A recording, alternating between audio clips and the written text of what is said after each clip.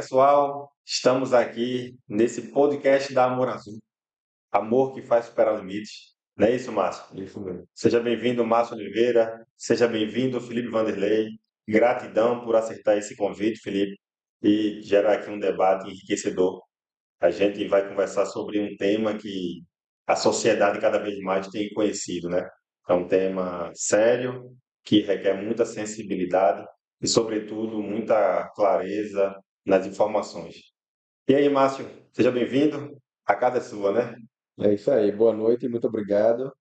É um prazer, né, poder estar aqui nessa mesa agora, debatendo sobre esse tema tão importante, é, principalmente tendo em mente que amanhã, dia 2, né, é o Dia Mundial de Conscientização do Autismo. Então, a Amor Azul, ela surge justamente com esse propósito de lutar por essa causa, de poder não ser apenas mais uma empresa no mercado, né, mas entrar realmente para lutar por essa causa, para acolher essas famílias e poder realmente levar esperança para tantas famílias que lutam, né? Um luto muitas vezes quase que eterno quando descobre o diagnóstico. E é por isso que a gente vai discutir aqui nessa mesa hoje sobre alguns mitos que são falados no mercado referente ao autismo e algumas neurodivergências de modo geral.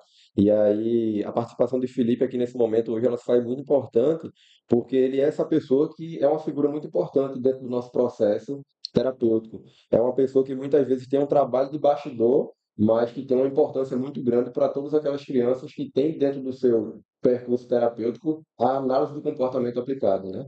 Então, o Felipe tem um papel fundamental na nossa equipe aqui, especificamente do ABA, e é por isso que ele vai debater esse tema com a gente aqui hoje. Pô, maravilha. Felipe, seja bem-vindo, sempre muito bem-vindo. A casa também é sua. É isso. Boa noite, gente. Boa noite, audiência. Obrigado, Rafael. Obrigado, Márcio.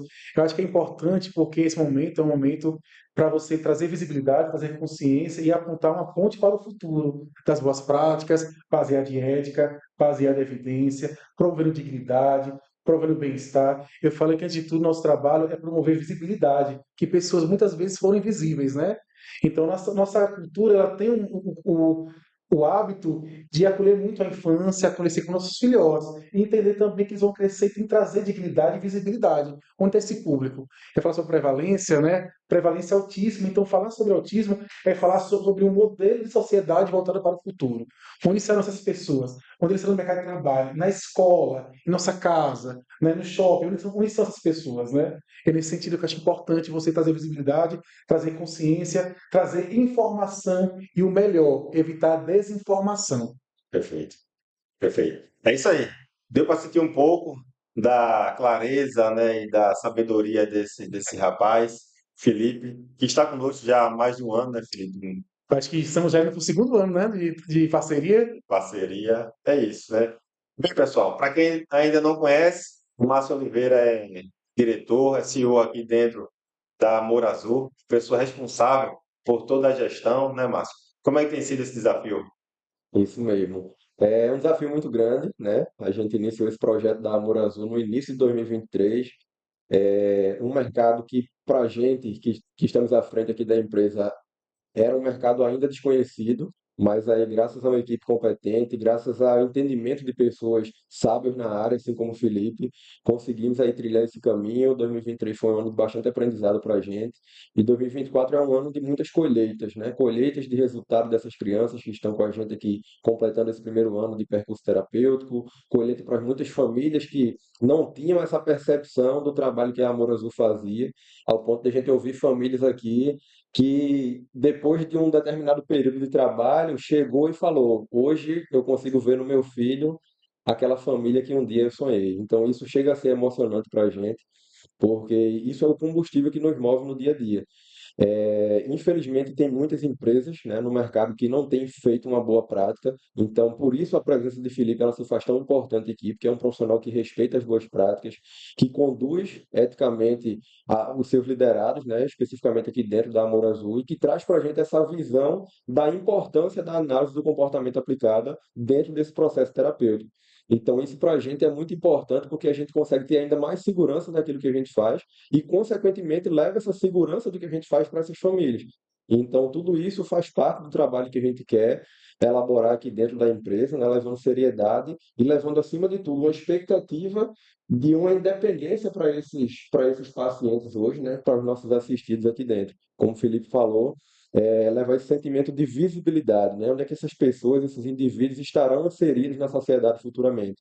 Ainda se fala muito sobre o tratamento para pacientes crianças ainda, né, nesse início ali da infância, mas a gente precisa inserir também essas pessoas na sociedade como um todo, né? A gente discutia, inclusive, antes de iniciar aqui, sobre a inserção também de tecnologias dentro desse processo terapêutico, para que essas crianças e os adolescentes possam cada vez mais se sentirem pertencentes à nossa cultura de trabalho. Foi maravilha. Felipe, hoje o entrevistado aqui é você, né? Obrigado. Então, assim, fala mais para o público, para quem está em casa. Fala quem é Felipe. Certo, O que é que fez, o que é que te levou, o que é que te motivou o Felipe chegar até aqui, nesse exato momento? certo, Tua perfeito. formação, o que é que te inspirou a estar nessa área que tu estás hoje? Hoje eu estou aqui com vocês em Recife, né? Mas eu sou baiano. Me formei em Pernambuco, em Petrolina, na Federal do São Francisco. Eu estava pensando em abandonar a psicologia quando eu comecei a análise do comportamento. Eu achava que fazia muito sentido aquilo para mim, né? E quando eu vi uma coisa que para mim trazia materialidade e tinha um dado muito assim, pesquisa básica, eu tinha evidência daquilo, conseguia ver dado, aquilo me trouxe e me puxou na psicologia. Eu trabalho na área dos comportamentos já faz 14 anos, comecei como aplicador, como AT, fui coordenador, fui fazer mestrado na Federal do Pará, em análise do comportamento e psicologia experimental. De lá eu fui ser professor da Federal do Ceará. Falei, rapaz, eu me arriscar essa vaga. Estudei, passei. De lá fui para Fortaleza. Hoje moro em Natal, estou aqui também com vocês em Recife. O que me trouxe para a área é a possibilidade de você conseguir ter uma frase do Belchior, que é um poeta cearense, que é assim, amar e mudar as coisas, né? Então, eu acredito que quem trabalha com educação, quem trabalha com tecnologia, crê na mudança. Né? E a mudança é possível quando você respeita a integridade da boa prática. A gente fala hoje muito da análise do comportamento, do hábito enquanto mercado. Falar como isso não é crime, não é pecado, né? Eu acho que o mercado ele tem a função de se regular e tornar as boas práticas mais evidentes, né? E o nosso debate hoje é isso, o que é uma boa prática? Porque, assim, meu compromisso ético com quem eu atendo, com vocês, que é o quê? Que eu consiga oferecer um serviço baseado na literatura. O que acontece hoje? Hoje é um ecletismo, hoje é uma distorção cognitiva tão grande para tornar o que é errado certo, né? Então, isso aí tá tudo escrito, cara. Eu falo contigo sempre. Isso aqui é tudo escrito, cara. É só saber onde é a página. Meu trabalho é falar onde é isso. E o principal, conseguir passar isso com dignidade. Hoje se fala muito da aba contemporânea, da aba compassiva. Porque o aba se tornou um mercado e ficou um mercado que aumentou 100% as pós-graduações, cara. 100%. Eu falo que hoje em dia você encontra uma farmácia na esquina, você encontra um bar, uma igreja e uma clínica aba. De onde vem esse interesse todo? Né? Então, uma coisa interessante é assim, eu penso na minha profissão enquanto propósito também. Lógico que ganhar dinheiro é importante, né? Ninguém vive só de sonho, né? Mas o propósito é importante. E o nosso propósito hoje, qual é o nosso negócio? O que é que o padeiro vende? Né? Sim. O que é que eu vendo? Qual é o meu serviço? Né? Qual é o meu negócio? E eu creio que é promover dignidade, cara.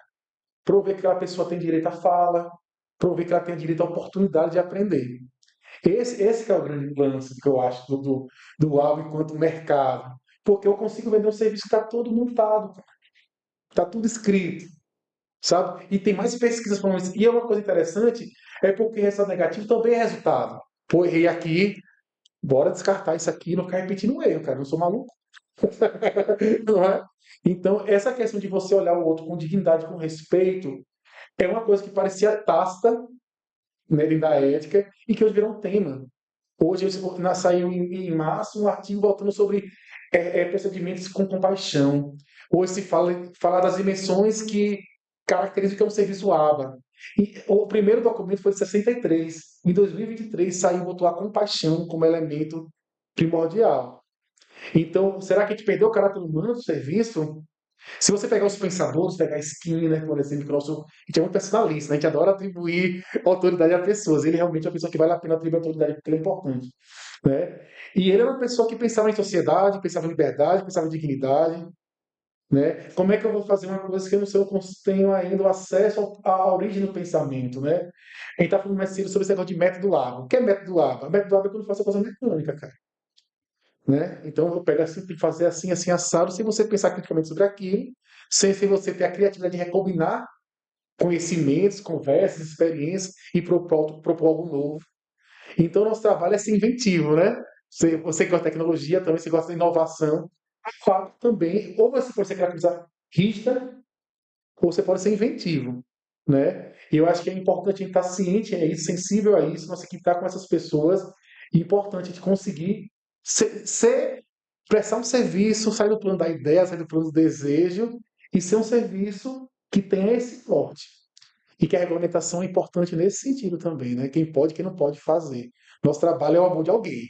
Cara, um podcast sem polêmica não é um podcast. Vixe, velho.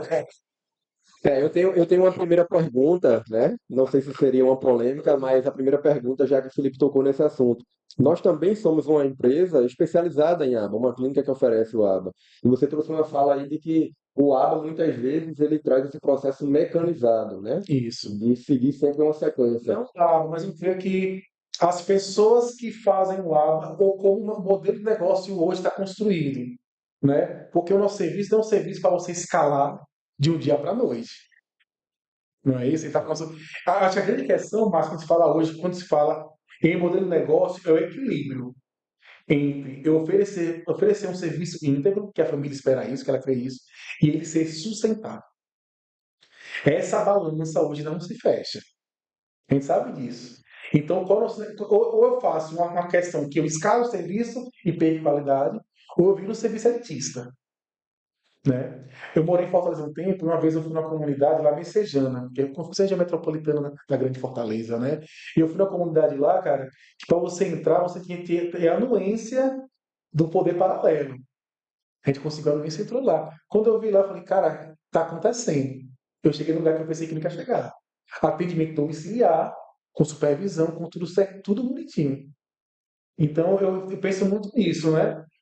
Quando é para poucos, não é, Qual o tamanho dessa equipe aí que acontecia? Ou era um único profissional que tomava conta? não, era equipe, como a BBC fala. Tinha um supervisor, tinha um coordenador e tinha um aplicador. A gente conseguiu levar dessa forma para casa da pessoa. E aí, quantas horas por dia? Quantas vezes por Pronto, semana? pronto, você falou um ponto importante. O que é que garante que o serviço ABA ele seja íntegro? Que falou até mais cedo sobre isso. Ele tem uma questão fala de carga horária. A carga horária em si eu falo de hora com qualidade, né? Porque a carga horária descrita pelos modelos, que tem um aba abrangente, que vai de 30 a 40 horas semanais, incluindo escola, inclui intervenção em casa, em clínica, né? Incluindo outros profissionais. Esse modelo é um modelo que eu consigo garantir que aquela pessoa tenha suporte, tenha a oportunidade de aprender em vários anos da sua vida. Mas tem modelos do aba focado, que é como se fosse um esclarecimento para alta. Né? Você não dá alta de uma vez para outra, você vai diminuindo o suporte. Porque a medida que a pessoa aprendeu a aprender, eu aprendo com o olhar, aprendo com o sorriso, eu chego aqui e vejo a pessoa entrando em tal lugar no ônibus, eu aprendo com o outro. Sim. Na medida que a pessoa autista ela tem esse olhar social diferenciado do nosso, ela perdeu boa oportunidade de aprender. Você vê a sua filha hoje, né? A sua filha aprende com o seu sorriso, ela aprende com o seu feedback social o tempo inteiro. Né? Você vai falando para ela, olha, isso aqui é legal. Você vai reforçando, você vai modelando o comportamento dela. A pessoa autista, a forma de ensinar é diferente nesse sentido. Então, a parcela que eu aprendo naturalmente, eu tenho que criar uma estrutura de ensino. Né? Eu sempre falo, como eu ia. Pronto, pronto, perfeito. Quais são as características do autismo que definem o diagnóstico, certo? Eu tenho um déficit em habilidades sociais, de eu entender o comportamento do outro. Já que eu não entendo esse comportamento do outro, provavelmente eu tenho um déficit na linguagem social, porque a linguagem é um produto social. Não é isso? Não é isso? E como o meu ambiente social está empobrecido, que eu não consigo entender, eu vou ficar repetindo comportamentos, que tem os comportamentos estereotipados. Repetitivos e estereotipados.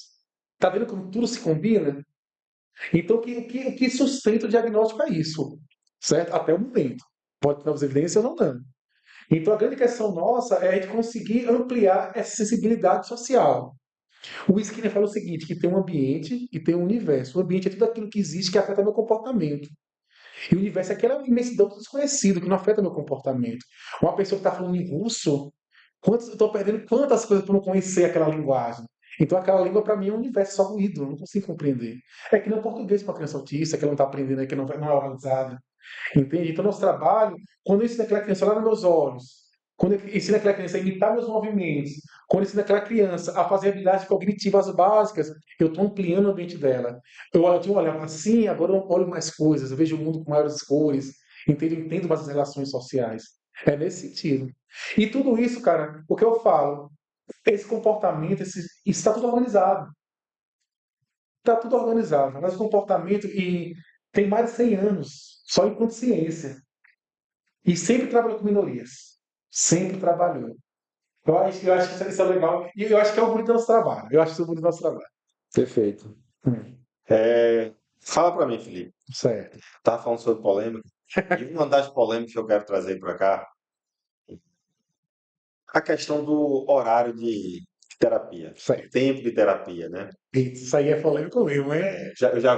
Eu já vi pais me falarem que levou o filho para uma terapia de 15 minutos e mesmo assim, quando chegou lá, não era uma terapia individual, né? Aqui na Amor Azul, a gente, desde que criamos, juntamente com toda a equipe multidisciplinar, toda a nossa estrutura, decidimos que iríamos seguir por 1 hora de atendimento em cada terapia, Uhum. buscando sempre promover a qualidade, né, no ambiente terapêutico. Isso faz parte do meu DNA. Acho que a qualidade me acompanha em todos os meus empreendimentos. E não seria diferente na Amor Azul. Qual o tempo ideal? Existe o tempo ideal? Meia hora dá exatamente para se trabalhar o que é necessário dentro desse universo. Eu quero ouvir aqui a voz de um Pronto. especialista. Tá certo. Meu irmão é antropólogo. E um dia ele estava comendo junto, comendo feijoada. Ele falou assim: a feijoada está aqui no nosso prato, é uma luta de muita gente. Porque era um alimento que ele veio das minorias, das periferias, produto de escassez, produto da escravidão. Então, o que acontece? Ter aquela visibilidade é um direito de muita gente. O acarajé, comidas regionais, por exemplo. Então, ele estava falando sobre assim, a gente dá um nome às coisas do que ela tem. Quais são as coisas? O nome é as coisas, né? Então, por exemplo, o pessoal estava falando uma vez, polêmica. Ah, estou fazendo feijoada vegana. Você está fazendo outra coisa, porque feijoada é produto de luta. O aba é um produto de luta. Você entende? Para você ter acesso a isso, as famílias sabem disso. Vocês sabem disso. Então, quando eu vejo uma pessoa fazendo isso, ela está indo de encontro à luta de muitas pessoas em prover o meu serviço. Dê outro nome, mas me chama de aba. Dê outro nome. O pessoal chama de intervenção eclética. Eu gosto um pouquinho daqui, um pouquinho dali, entendeu? Então não existe um compromisso epistemológico e um compromisso com a prática. Por isso você falou que era polêmica, eu falei que é polêmica. Dê outro nome, você faz outra coisa. A hora, a BBC, que é a Associação Brasileira, ela comenta sobre a questão do ABA ser intensivo, dele ser duradouro, de preferência precoce. Ele fala sobre a questão também dos profissionais se ter a contribuição do saber dos O que seria comportamentos. precoce? Pronto, a intervenção mais rápida possível. Imagina, sua Existe filha. definido alguma faixa etária para O poder. ideal, ó, isso é meu polêmico também. 1 ano e 6 meses, 2 anos, dá para fazer com 1 ano de intervenção já. O modelo Denver também já tem intervenção voltada para esse público, que também é do comportamento, entendeu? Porque o que acontece, cara, eu tenho várias questões. Primeiro, que eu dar um suporte para aquela família. Como nasce um filho, você é pai, você sabe. Não vê o manual de PDF, agora você tem como educar. Todo dia uma história diferente. Não é isso? Então, o que acontece? A literatura, ela sugere que você dando suporte à família, vai conseguir compreender os desafios daquela maternidade, daquela paternidade atípica, né? E, por exemplo, se eu passo 15 anos, a intervenção vem muito tardia, eu perco vários momentos de aprendizagem, tem a questão da plasticidade cerebral, né? Tem a questão de ter 15 anos de desconhecimento da história daquela pessoa, 15 anos que aquela pessoa vai referindo comportamentos que para ela são funcionais, mas para a sociedade são disfuncionais. Porque quando eu falei no comportamento aplicado à pessoa autista ou neurodivergente, eu não falo em correção social, modelo de padrão social, não é isso que está falando. Ele está falando que é aceitação e compromisso. Eu tenho que aceitar que você é assim, você é assado, mas eu tenho compromisso em promover oportunidade de ensino para ela viver melhor consigo. Entendeu? É nesse sentido. Então, quanto mais cedo for a intervenção, melhores são o prognóstico. Mas não quer dizer que a intervenção tardia não traga resultado. Traz.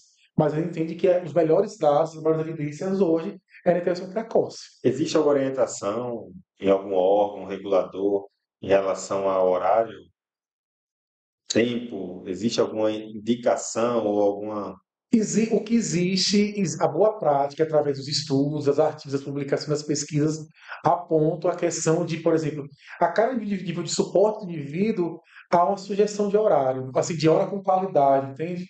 Tem. Por exemplo, no nível de suporte 1, essa pessoa vai necessitar de um apoio menos substancial do que uma pessoa autista nível 3 de suporte, que ela praticamente tem relação de dependência em várias áreas da sua vida, né? Então, não é uma questão enrijecida, mas é uma questão também de você conseguir promover uma terapia alinhada com a boa prática. Porque se eu descaracterizo ao ponto para poder caber em modelos comerciais, eu estou tirando a ponto daquela pessoa aprender. Entende? É nesse sentido.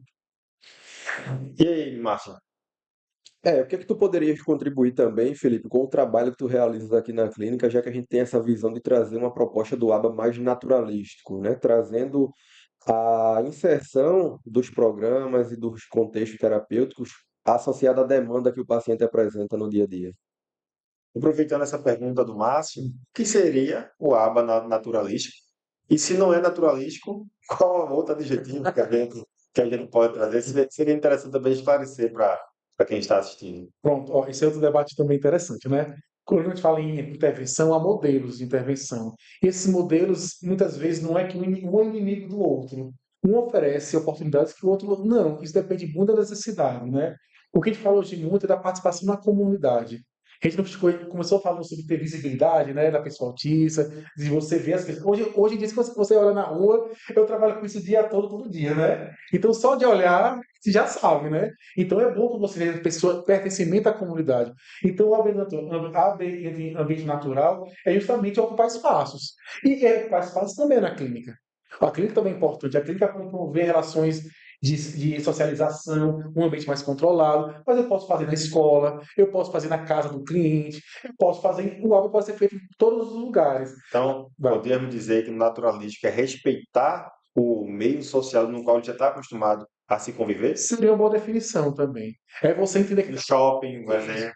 é você entender que aquela pessoa não está no vácuo. Ela não está no universo isolado. Comportamento, gente, ele é relacional. Meu comportamento é fruto do seu comportamento, é fruto do seu comportamento. E quando eu falo em comportamento, falo em família. Família é uma célula, né? Então, muitas vezes, modificar comportamento de infantil é modificar comportamento de adulto, né? Então, nosso comportamento está sempre sob controle de contingências sociais, né? E outra coisa, nosso comportamento, nós nos comportamos em todos os lugares, né? O tempo inteiro. Então, onde é que a intervenção tem que ir onde as pessoas se comportam? Eu penso dessa forma. E trazer visibilidade, que eu acho que é o mais importante. Participação comunitária, visibilidade, enriquecer o ambiente para aquelas pessoas. Enriquecimento ambiental não é dinheiro, é experiência, né? Você como mestre, Uhum. né, do comportamento, que mensagem você daria para esse pai que está investigando ou que já recebeu até um laudo? O que é que você poderia dizer para eles? É uma mensagem de força, seja uma mensagem de esperança, todo seu. Olha, a primeira coisa que eu acredito é que a gente tem que trabalhar aí nesse equilíbrio, né? De aceitar as coisas como elas são, buscar informação, saber que há pessoas boas que oferecem serviços bons, que podem trazer bom prognóstico, há toda uma ciência voltada para esse público. Cada dia mais voltamos a falar da dignidade da pessoa humana, do bem-estar, da saúde mental, fugir do capacitismo, desse modelo de correção social que a gente tem que se quadrar o tempo inteiro, se adaptar o tempo inteiro, não é necessariamente isso, né? E assim, gente, a informação hoje, ela está em todos os lugares. Você sabe filtrar a informação e procurar aquele serviço que vai trazer melhor bem-estar para o seu filho e sua filha. E do luto à luta, né? Procurar, de fato, algo que vá trazer prosperidade no sentido de felicidade, de autonomia, de vida plena, de pertencimento. E há muitos profissionais voltados nisso.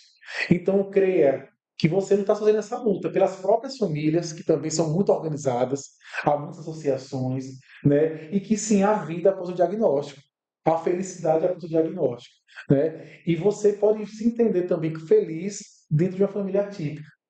Perfeito. Agradecer, Felipe, pelas palavras. Mas é isso, pessoal. Gostaria também de deixar um recado que o nosso próprio slogan, ele deixa claro para todas essas famílias, né? Vocês vão encontrar em todo esse meio um amor que faz superar limite. E se Deus lhe permitiu o fardo, é porque Ele sabe que você conseguirá suportar. Enquanto isso, nós estamos aqui para contribuir, né? Para ser luz e sal na vida dessas pessoas, para que elas consigam sentir menos o peso dessa responsabilidade e dessa batalha, né? Márcio, fala para mim, Amor Azul, traz para a gente para a mesa aqui agora algum acontecimento que a gente teve aqui dentro, algo que gerou alguma polêmica, algo que gerou alguma dúvida, algum medo, alguma incerteza, para a gente poder esclarecer com o nosso mestre. Bom, falando especificamente sobre o processo terapêutico de modo geral, vale salientar a importância da participação da família dentro desse processo de evolução como um todo, né? Hoje a gente sabe que muitas famílias sofrem esse luto, né, carregam esse fardo, como foi falado aqui anteriormente, após o diagnóstico. Muitas famílias ainda acabam não aceitando logo de início, né? Mas assim, a gente tem uma parcela de contribuição muito grande no acolhimento dessas famílias. Mas vale realmente reforçar a importância da participação da família no processo terapêutico, para que a gente não faça um trabalho que lá na frente ele seja em vão, né? A família ela precisa estar inserida dentro do contexto escolar também, a depender da necessidade que esse paciente apresenta conforme o laudo. Então, a gente tem a necessidade de unir essa tríade, né? Família, escola e clínica, para que esse trabalho ele possa surtir efeito e que cada vez mais a gente consiga encurtar esse tempo de independência dos nossos assistidos.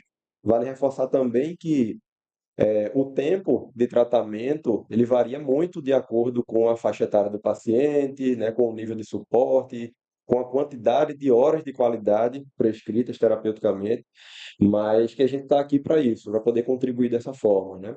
Eu acho que um ponto polêmico, né, que a gente reforça mais uma vez, é o nosso tempo de qualidade que a gente dedica aos nossos pacientes. Eu já ouvi de pessoas do mercado, como é que vocês conseguem praticar 1 hora de atendimento?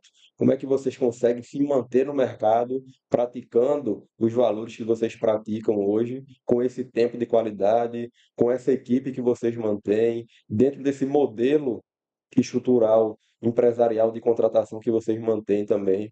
E aí vale reforçar que a gente não está no mercado apenas visando o financeiro, né? Como o Felipe bem falou aqui, todo mundo sabe, o financeiro ele é extremamente importante para que a gente possa se manter, né, na realização desse trabalho. Acho que ele vai ser uma consequência desse trabalho que a gente realiza. Então, a gente foca realmente na qualidade, na autonomia desses pacientes, na autonomia dos nossos profissionais, para que cada vez mais a gente consiga obter os resultados que a gente espera, né? Então, a importância da gente, quanto empresa, estarmos antenados ao mercado, preocupados com essas boas práticas, mostra que realmente a gente veio para o mercado para fazer um trabalho diferente e focado na qualidade. Não tem como as coisas acontecerem sem eles, né? Não tem como esquecer de vocês jamais. São pessoas que estão no suporte, são pessoas que estão na mesa de gravação, pessoas que estão aqui nas câmeras, pessoas que estão ali da nossa segurança, né, Guilherme? É, E assim, queremos agradecer a todos vocês, deixar aqui registrado minha gratidão. Vocês sabem do carinho que eu tenho por todos vocês. E eu costumo sempre dizer, né? Sem vocês, eu não seria nada. Felipe, primeira pergunta. olha só. Nós temos aqui no podcast do Amor que faz superar limites. Estou gostando desse nome. Vamos começar aqui com a primeira pergunta, da Daisy Acioli. Ela pergunta aqui, Felipe, por que o ABA é a técnica que dá mais resultado para o autismo? Olá, gente, tudo bom? Boa noite, alegria estar com vocês. Então, respondendo essa questão, né? Quando você fala em intervenção, existe um grupo chamado Intervenções Baseadas em Evidências. O que é isso? São práticas que têm sido amplamente testadas, avaliadas e validadas, né? Nós, como prestadores de serviço, temos que estar preocupados com práticas que, de fato, tragam resultados. Então, dentro do escopo das práticas baseadas em evidências com o público neurodivergente, hoje se fala que o serviço premium são serviços baseados em tecnologias oriundas da epistemologia do behaviorismo radical, da análise experimental do comportamento, que é onde eu testo, eu tenho a linha de pensamento, a filosofia da ciência que me orienta, eu tenho um problema, eu trago uma hipótese, então eu experimentalmente vou fazer testagens para avaliar se o meu pensamento, a minha proposta, as minhas variáveis que eu quero avaliar, de fato trazem mudanças. E a partir disso, eu venho para a aplicação desse serviço. Então, eu tenho um pensamento, eu tenho a validação e eu tenho implementação enquanto serviço. Quando se fala em pessoas com atraso, desenvolvimento, pessoas neurodivergentes, 90% das tecnologias com o resultado estão dialogando, estão relacionadas com a análise do comportamento aplicada. Foi claro, meu povo? Claro demais aqui, ó, pessoal. Ele está acompanhando tudo aqui pelo internet. E vai falando e se vendo, tá? Bonito, precisa se ver o tempo todo, né? Vamos lá. Temos outra pergunta aqui da Nath Medeiros. Gostaria de uma explicação sobre rigidez cognitiva. Pronto. Quando a gente fala sobre o diagnóstico do autismo, existem características que sustentam, né? Entre elas está um termo chamado inflexibilidade ou comportamentos repetitivos. Então, o que acontece? Existe na pessoa autista uma dificuldade em aceitar eventos inesperados, uma dificuldade em aceitar coisas não planejadas, uma dificuldade que é lidar com aquilo, uma dificuldade socioemocional, de relacionar com aquilo que é inesperado, né? Então, nós temos tecnologias para promover maior flexibilidade, né? Eu elenco a hierarquia de eventos por magnitude daquele que é intolerável ao tolerável e vou fazendo a dessensibilização. Vou promovendo pistas visuais, vou promovendo pré-visibilidade de eventos para assim eu conseguir modificar e expor de forma gradativa aquela pessoa a situações que ela aprenda a lidar e com isso aumente seu limiar de tolerância à frustração.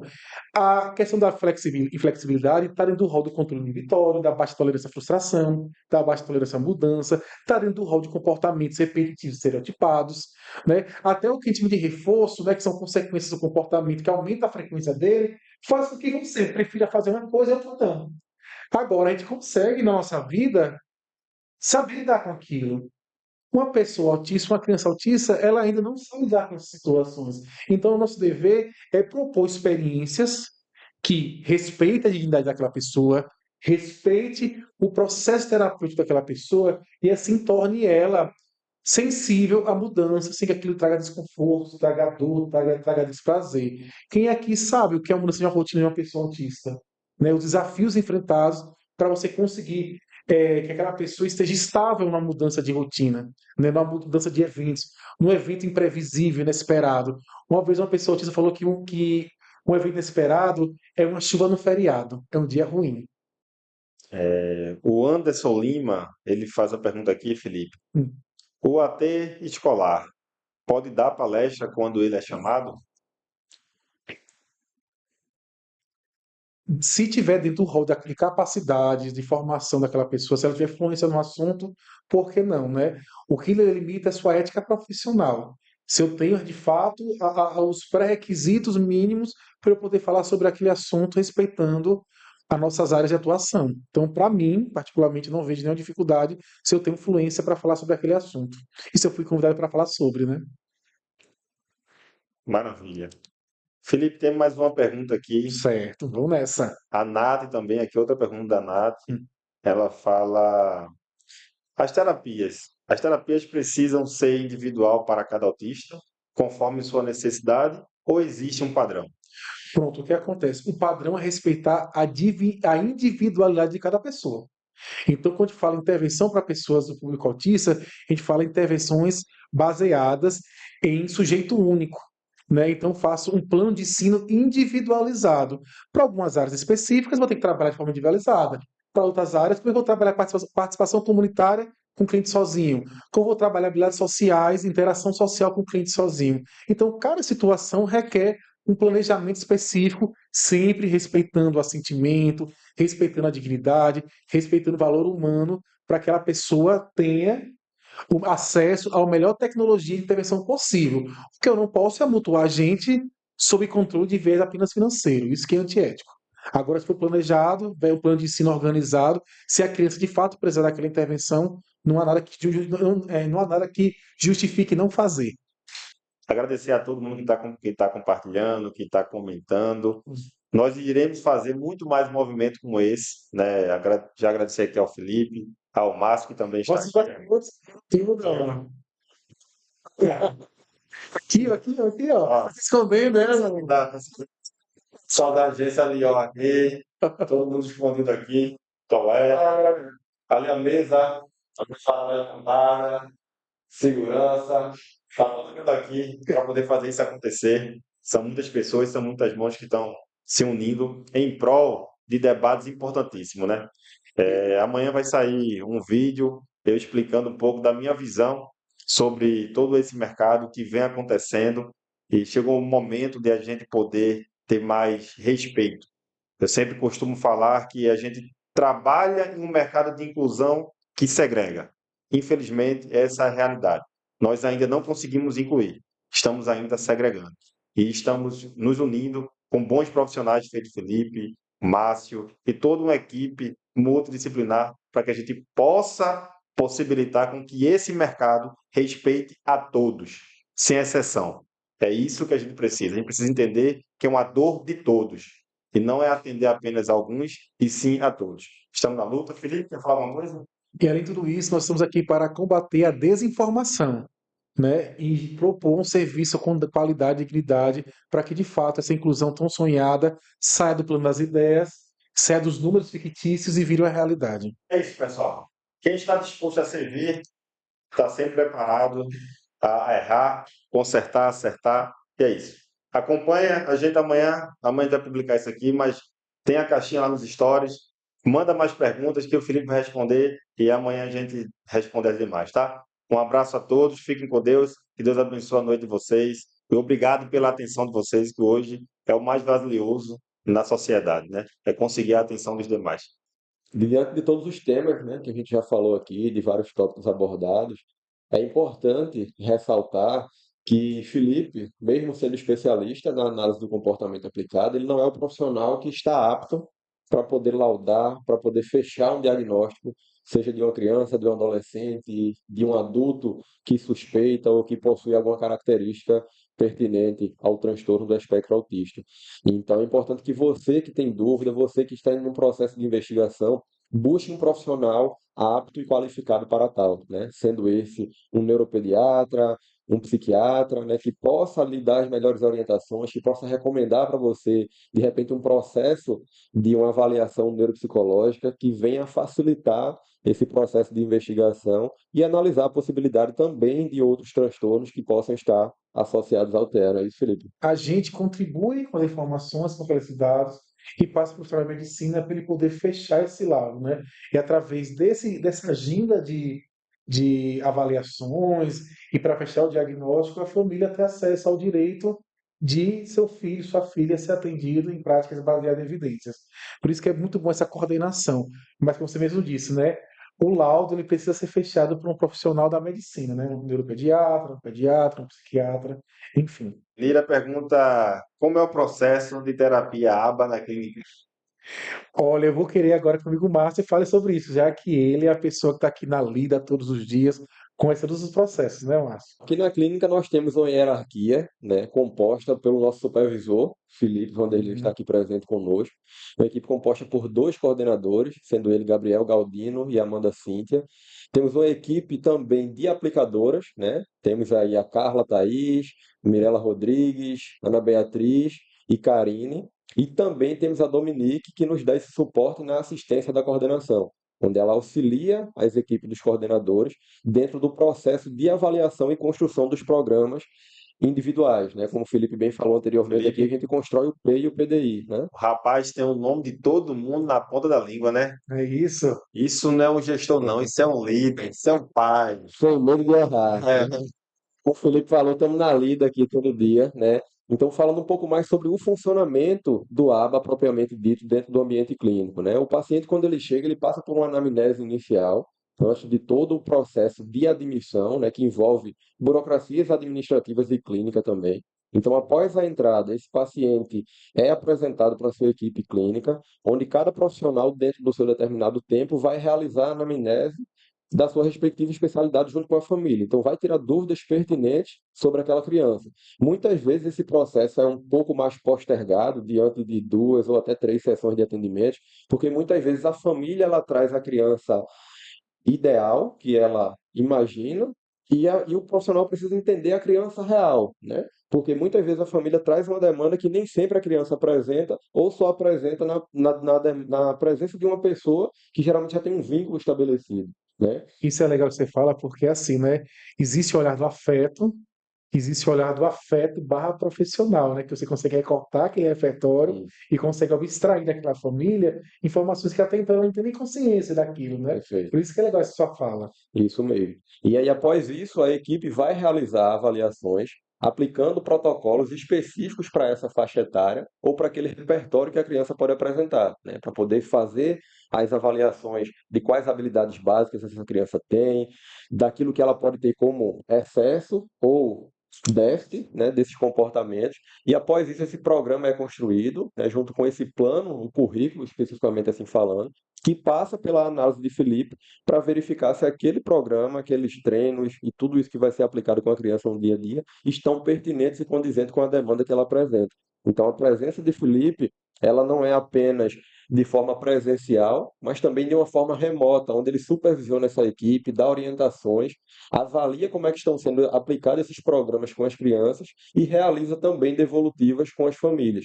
Então, ele, após essas análises, me corrija se eu estiver errado, tá, Felipe? Você faz correções pontuais que se fazem pertinentes, né, desse plano terapêutico que foi estabelecido e quais outras atribuições que também contribuem nesse processo desse paciente. Então, para encurtar um pouco a situação, né, nós temos um momento presencial, onde de fato eu vejo a família, onde eu vejo as crianças, converso com os profissionais, há uma parte documental que está falando e há a manutenção, o monitoramento do serviço. Então, para além dessa parte presencial que há da supervisão direta, há uma supervisão remota, semanal com os profissionais, que tem muita autonomia, tem notório saber na área, isso facilita muito, né? Porque um grande debate hoje é sobre a centralização do conhecimento, né? Isso não é legal para a equipe. O ideal é que a hierarquia seja hierarquia de funções, não hierarquia de poder das relações de trabalho, né? Então, as profissionais têm autonomia e a gente, em consenso, encontra o melhor caminho. Então, não é uma forma de comunicação que o nosso olhar de supervisor é o correto.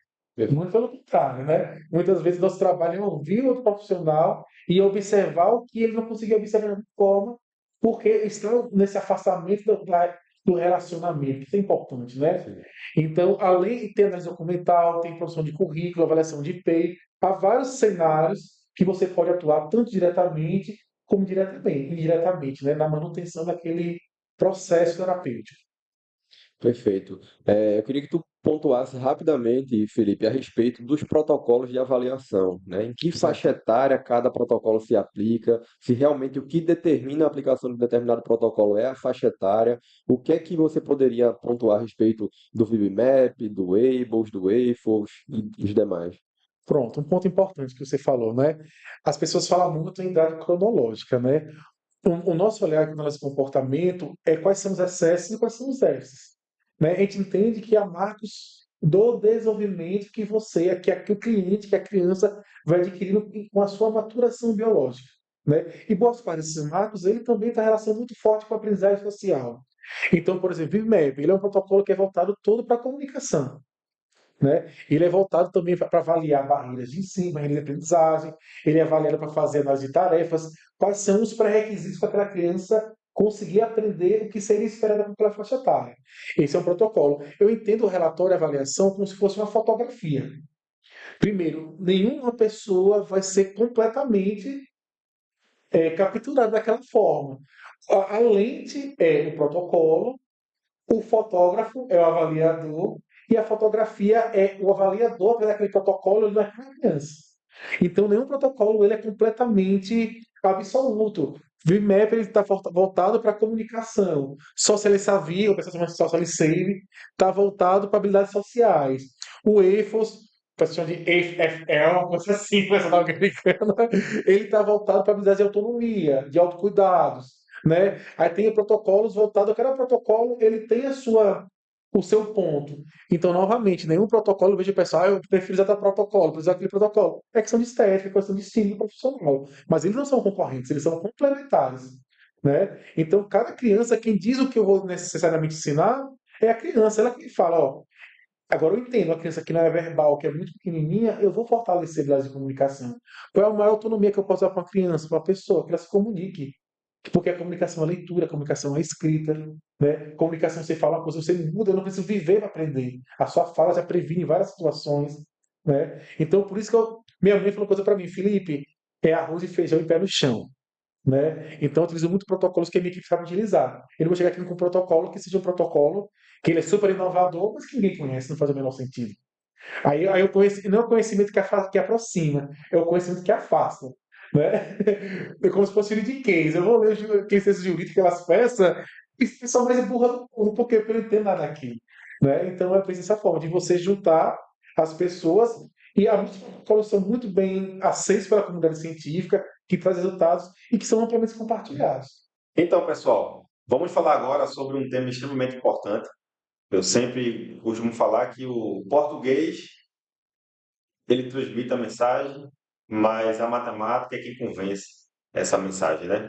Então, é bom a gente olhar para os números. Eu vou aqui para o quadro agora, para poder trazer aqui para a mesa um debate, Felipe, sobre uma ótica que eu venho tendo desde o ano passado, quando nós iniciamos aqui com a clínica, e por isso, o que eu vou apresentar ali, eu sustento o meu discurso de que trabalhamos em um mercado de inclusão que segrega.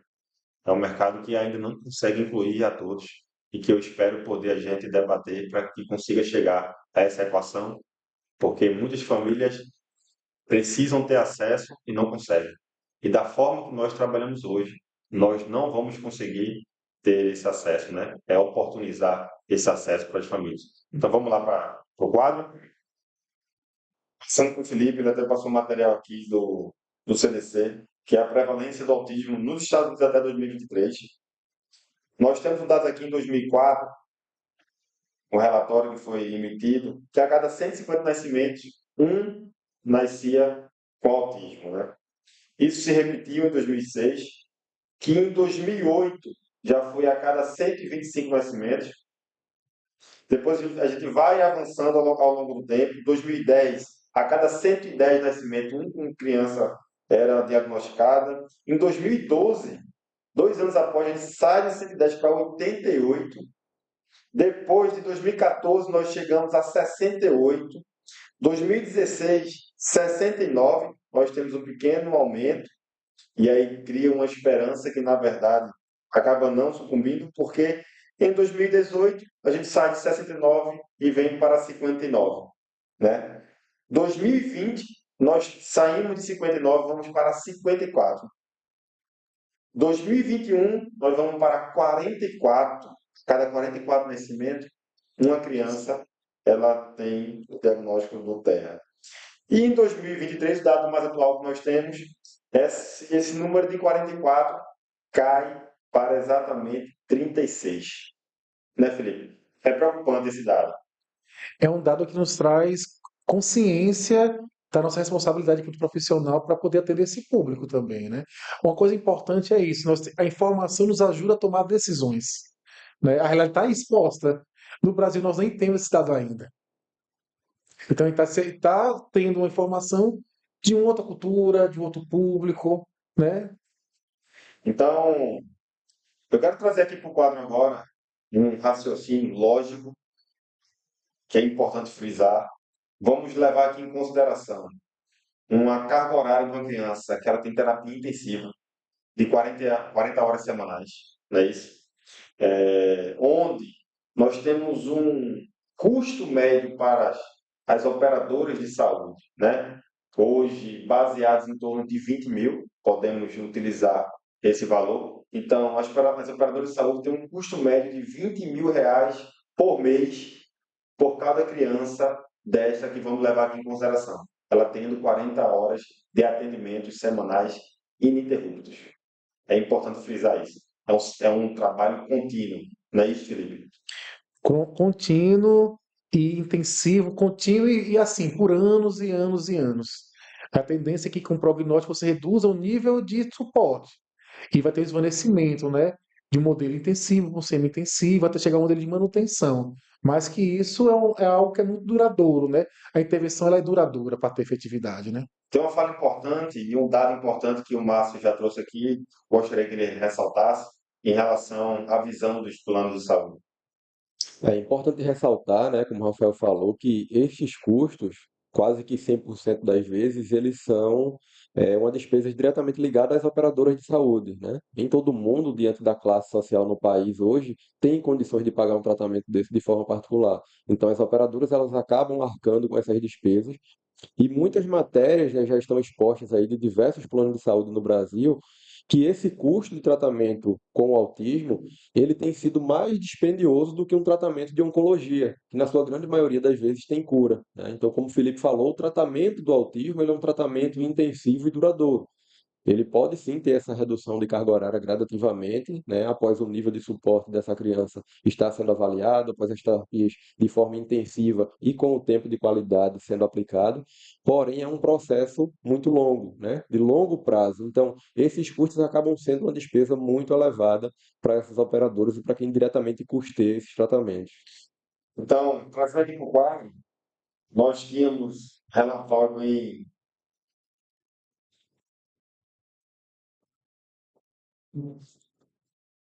2004, a cada 150 nascimentos, uma criança tinha um diagnóstico do TEA.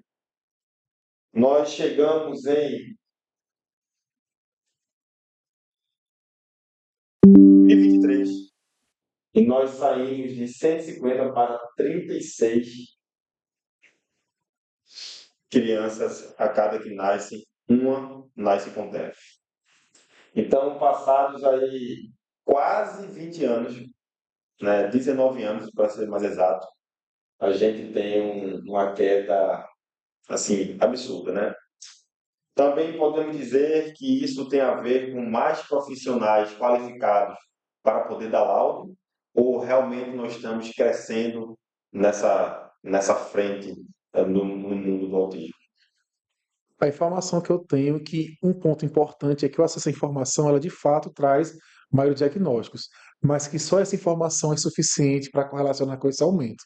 Uma coisa importante é que hoje não se tem ainda, são várias variáveis que atuam na contribuição da pessoa ser autista ou não. Variáveis biológicas, a grande parte genética, mas também variáveis sociais, né? Então, ainda não tem ao certo a gênese, mas nós temos, eu falei assim, já que eu não tenho a gênese, pelo menos eu tenho acesso a procedimentos que tragam prognóstico, que tragam bem-estar, que tragam saúde, acesso à saúde, educação, direitos básicos da vida, né? Perfeito. Então, voltando aqui para o quadro, eu quero fazer uma reflexão com vocês, é a seguinte. Se a cada 36 nascimentos nós temos uma criança diagnosticada com TEA, supondo que nós temos hoje uma população aproximada de 220 milhões no Brasil de habitantes, se nós dividíssemos por 36,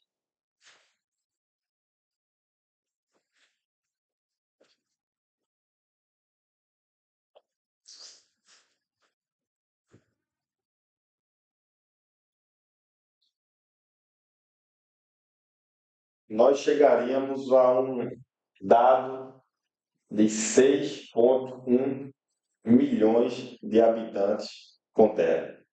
Não temos dados oficiais do Brasil para poder dizer que isso aqui é verdade, mas se baseando na pesquisa do CDC, essa seria uma matemática.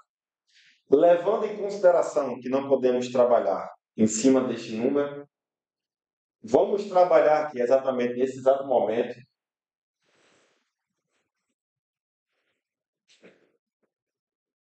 a 10%, tá? Então, 10% de 6 milhões, nós vamos ter aproximadamente 611 mil pessoas para ser atendidas. 611 mil pessoas atendidas.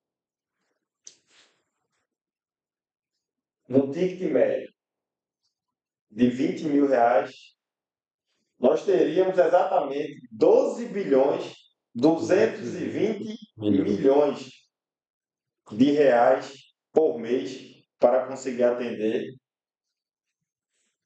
a 611 crianças, jovens, adolescentes.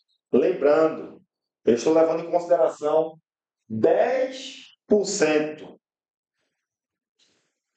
de um possível mercado de 6 milhões de crianças, de jovens, de adultos, de pessoas. Uma coisa importante é que esse número, ele é um número assim que, assim, inimaginável, né? E vai lembrar que isso aqui, para uma questão de idade, quem está trabalhando com valores aproximados, com valores, né? Que não é compatível com a realidade, porque não temos esse dado no Brasil. Mas mesmo assim, é um número que ele, aquela questão que falamos mais cedo, a garantia da qualidade com a sustentabilidade do serviço. Então, lembre que esse valor dos 12 bilhões seria o valor do mês. Vezes 12, que é a quantidade de mês do ano, nós iríamos para um orçamento de 146 bilhões 640 milhões de reais investidos apenas para se trabalhar com o terra. Então, o importante nós fazemos agora uma pesquisa, avaliando que a gente tem um valor aqui de 100, você lembra o valor? Estava lá? 146 bilhões, Eu não consegui nem 640. 146, 640. Eu botei 611, Foi 146 bilhões. 200 mil. 12 bilhões e 200 milhões. Vezes 12, 146 bi. Pronto, foi isso mesmo. 146 bi. Vamos pesquisar aqui agora o orçamento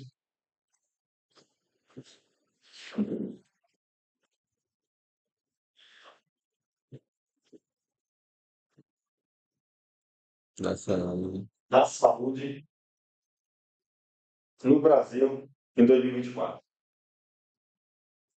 Nós chegamos a um cálculo que, se a gente tiver 10% do possível número do mercado, nós chegaremos a um custo operacional de 146 bilhões de reais. Mas nós observamos aqui que somente o orçamento da saúde de todo o Brasil é 231 bilhões. Estamos falando exatamente de um mercado que vai ser impossível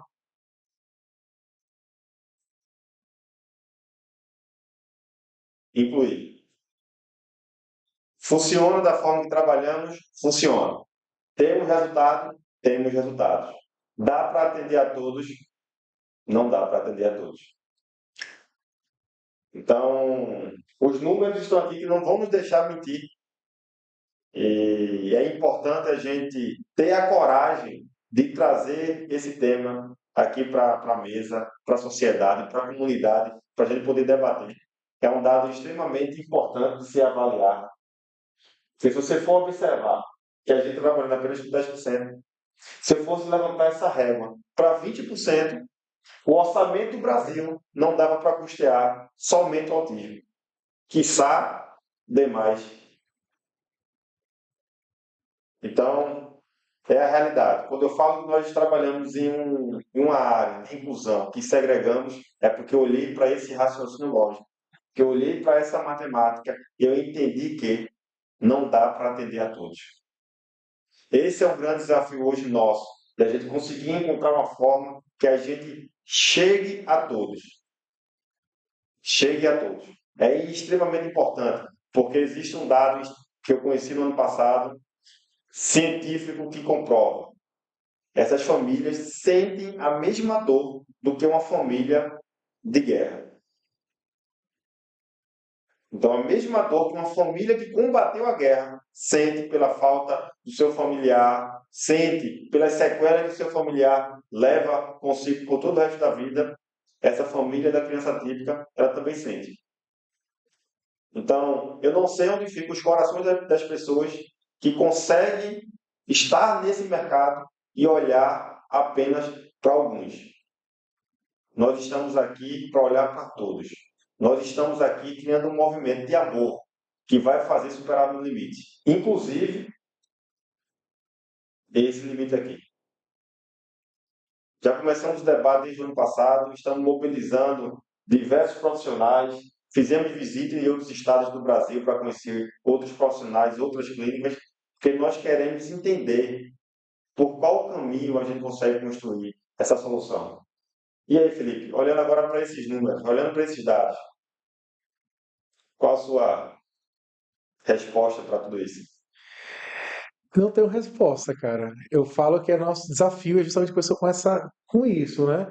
Eu manter um serviço íntegro e que ele tenha qualidade e sustentabilidade. E, infelizmente, cara, nosso público, muitas vezes, a pessoa que consegue pagar o plano de saúde, a pessoa que consegue mover uma ação para ter acesso a um liminar, são públicos sofridos, mas que mesmo assim acabam sendo privilegiados por ter acesso à informação, ter acesso a esses caminhos para atendimento, né? Hoje o atendimento da pessoa autista, a partir dos modelos do ABA, como é organizado pela ciência, ele não é a realidade do Brasil, não é a realidade. Há alguns movimentos, eu sei que no Maranhão existe, teve outros lugares, agora não consigo lembrar, mas ele de fato é um número que ele assusta, né? Então é isso. Vamos voltar agora para a mesa, antes de finalizar o nosso dia. Eu acho importante, eu acho que a mensagem aqui já foi passada, 20 minutinhos. Fala. Eu quero agradecer ao Felipe Vanderlei, mestre do comportamento. Eita, o nome é bonito, viu? Mestre. Mestre em teoria e pesquisa do comportamento É bonito, é diferenciado. do trabalho, viu? Quero agradecer aqui ao Márcio. Márcio, como é que a gente pode intitular Márcio? Porque intitular Márcio Lá vem. é tão difícil que eu prefiro representar tudo que ele carrega em sua história como formação, como homem, com duas palavras: Márcio Oliveira. Boa. Gratidão, né, por todo mundo que participou, pelas trocas aqui. É um momento muito enriquecedor para todo mundo, para a gente que está participando, né? Uma rodada de conversa é um tema que a gente vivencia no dia a dia, mas cada conversa a gente aprende mais, a gente aprende coisas novas. É um universo, pelo menos para a gente aqui, né? Para mim, principalmente, muito inexplorado ainda. Felipe já tem uma bagagem bem considerável, como ele bem falou, que já são 14 anos nessa trajetória profissional. Começou desde a base ali, né? Depois da sua formação como acompanhante terapeuta, que hoje tem essa formação aí de mestre, mas contribui bastante aqui na nossa clínica, na nossa empresa como um todo, né? Felipe, gratidão.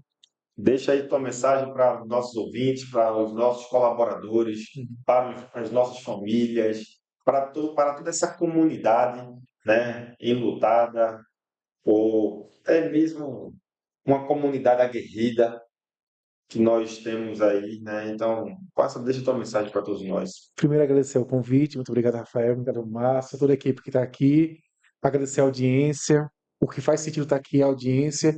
Primeiro ponto, a gente está aqui para combater a desinformação, que é importante, né? Nos questionar enquanto nossa prática, enquanto prestador de serviço, saber da importância de oferecer um serviço que se baseia no assentimento, na dignidade, né? E acreditar que é possível. Eu acho que todo mundo que está aqui crê na mudança. E vou terminar como eu comecei, falando do Belchior, que ele fala: amar e mudar as coisas, me interessa mais e bora pra frente, né? Pô, maravilha, né? Para quem não sabe, o Felipe também é músico, né, Felipe? É, dizem, né? Fora o bullying que eu já sofri aqui hoje, né? Então, é um grande músico, vocês podem acompanhá-lo na rede social. Deixa tua roupa, Felipe. Eu sou um artista desconhecido. Meu arroba profissional é Felipe Vanderlei AC, que é análise do comportamento. Aguardo vocês lá. É um conteúdo muito voltado mais para as relações humanas do que para a formação específica, mas todo mundo é bem-vindo. Pessoal, é isso. Está chegando ao fim esse primeiro podcast. É uma honra poder tê-los aqui nessa mesa, debatendo temas tão importantes e relevantes para a sociedade. Trouxemos um pouco de polêmica, trouxemos aqui uma interação ao vivo com nossos seguidores na nossa plataforma, trouxemos aqui perguntas de pais, de pacientes que estão aqui conosco, né, Márcio? Então, acho que deu para a gente poder provocar aqui uma grande experiência. E é isso. Amor que faz superar limite. Amor Azul. Conte conosco. Até mais. Equipe, time, Deus. Muito obrigado a todos.